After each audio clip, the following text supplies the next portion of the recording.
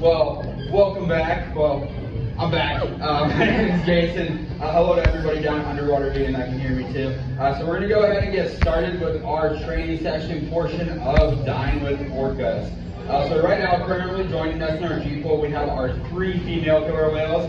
We have Katina, Milani, and Malia, and we also have 2 males who are over in one of our other pools right now, Makayo and Trua. We're having a big jump over to say hello on the right side there. Very, very nice. But like I said, we have our 3 females joining us. So Katina is our oldest whale. She is 46 years old, and she's also the matriarch, which means she's the leader of our pod, so she runs the show. Killer Whale Society females are dominant, so they're definitely in charge, and even though they're not as large as the boys, they definitely let the boys know that they're running the show. So Katina is 46, and then her daughter Milani is 15, and then we also have another female named Malia who's heading on over to the stage across the pool there. She is 15 as well. So Katina's doing a nice little slide up for you guys over here on the right. Milani's walking down here giving you guys a wave with her pectoral flipper. So one question we commonly get asked here at SeaWorld with whales and dolphins and different things like that is, what's the difference between a flipper and a fin? So fin are typically like their tail flukes or their fin on their back. They have no bone or muscle in there, whereas their flippers do have bone and muscle. So as you can see, Milani's waving, doing a little slap action with her pectoral flipper there. If you were actually to take an x-ray of their pectoral flippers, they have 5 digits just like a human hand.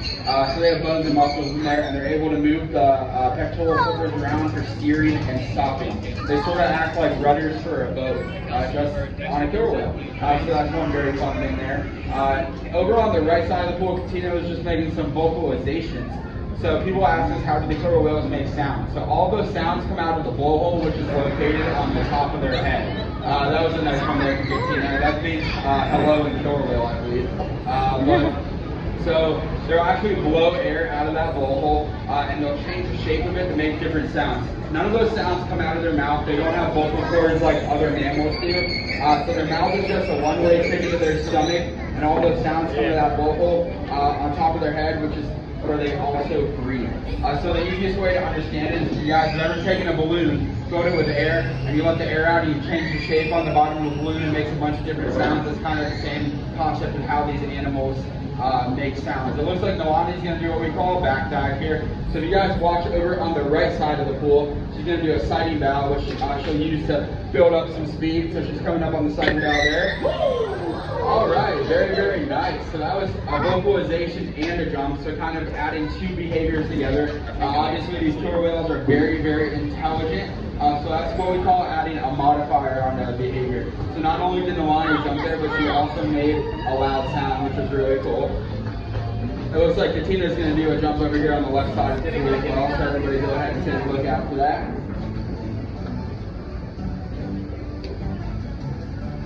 Woo! There we go. So that's another example of that bow behavior. So that's where killer whales will get their whole body out of the water. They have excellent eyesight both above and below the water. So they'll actually do those bows there to be able to get a good look around the surface.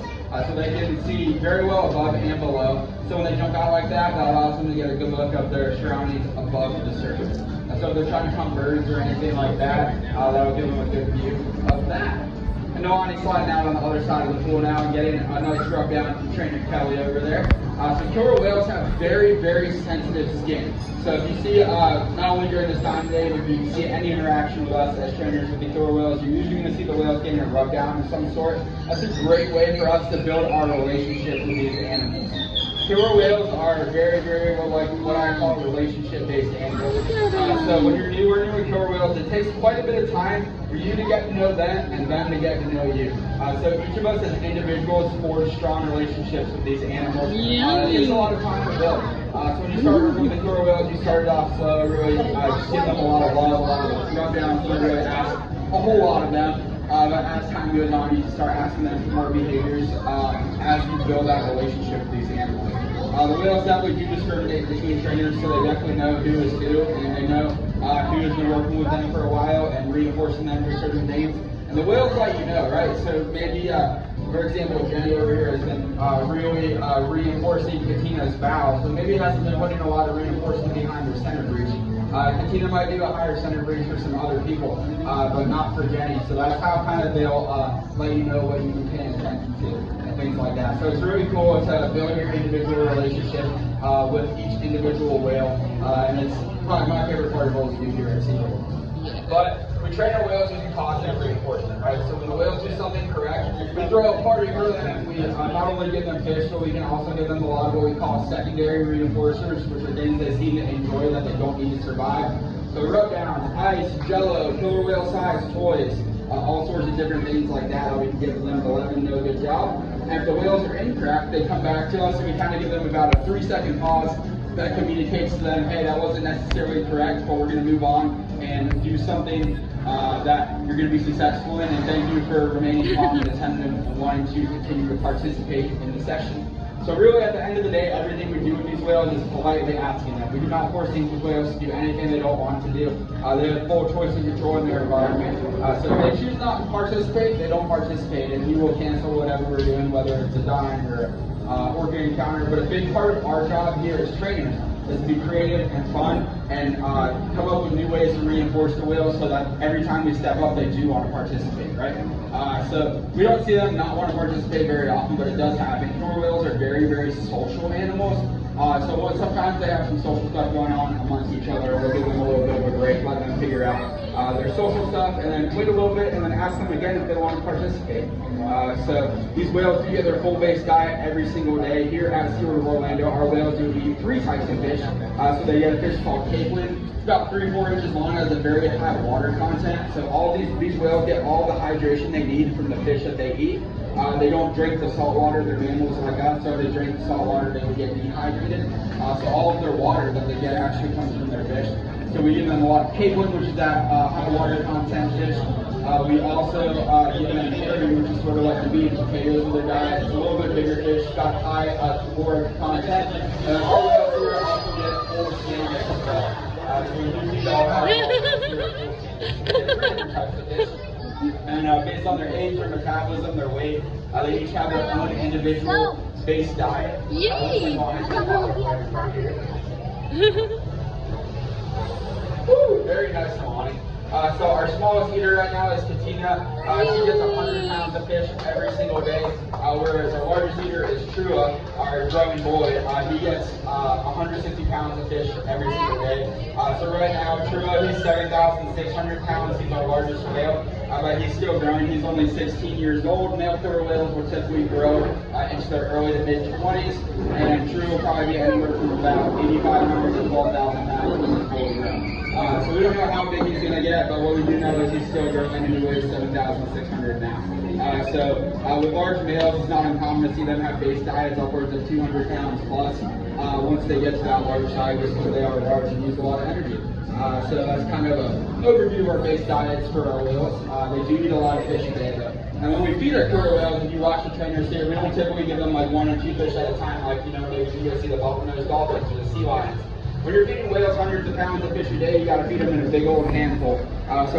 We give them large handfuls of fish, and our whales do swallow all of their food whole. So killer whales, they swallow all of their food whole. They do not chew their food. They do have 48 to 52 conical shaped teeth. But what those are for is, say they're out in the ocean catching a sea lion or something like that. Obviously, a sea lion's too big for them to be able to swallow whole. So the one they popped up doing that behavior where she had her tongue out and was thrashing her head side to side. So that's actually what we call a thrash, and that's how killer whales break things into smaller pieces that can swallow. So, say a whale were to catch a sea lion or something like that, they'd grab it, they'd shake their head really hard because they're so strong and powerful, and break it into chunks so they can swallow whole.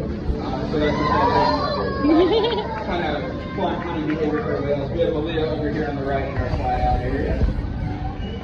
And now we do have all 3 whales kind of migrating up to the stage. We're going to actually do something really, really cool. We're going to do what we call team contingent behaviors with our killer whales here. So killer whales are very, very social animals. I was talking about that. One way that we can reinforce those social bonds is by asking them to do things together. So what you're going to see now is our 3 lovely ladies doing a few behaviors together. And that's what we call team contingent. So they all have to do the behavior together, and they all have to do it correctly. So it's kind of like accountability amongst themselves, and forges those social bonds by allowing them to cooperate and work together. A lot of killer whales out in the ocean, they do cooperative hunting, so there are different things where maybe they'll swim in a circle around a school of fish and they'll take turns slapping their tail in there to stop the fish so they can grab it easily. Or there are killer whales that will swim together to make a big wave and like knock a seal off an ice block or something like that. So forging those very natural team continuing behaviors is a big part of what we do here at SeaWorld. If you guys look on over to the right there, you have our 3 ladies popping up. Very, very nice.